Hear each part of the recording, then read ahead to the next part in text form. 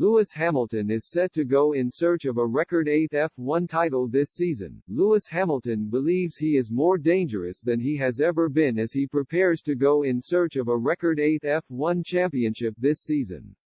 And he has hit back at Red Bull advisor Helmut M, who recently suggested the Ace's days at the top of F1 could be numbered.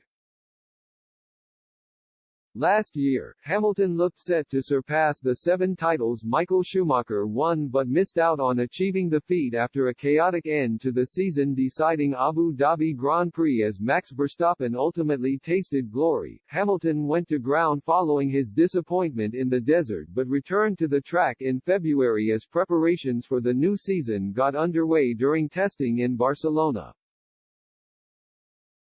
And he was in the driver's seat once again earlier this month as teams tested their cars in Bahrain. F1 cars have been upgraded over the winter after a whole host of regulation changes were introduced.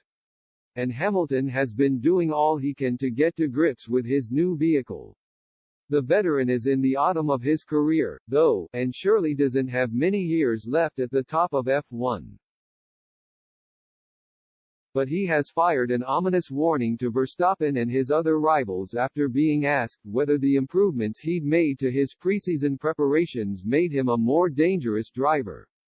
"I would say so," came Hamilton's response. Last week, Marco questioned whether Hamilton could maintain his place among the F1 elite. "I can't imagine that he can continue to drive at this high level for much longer," said the 78-year-old.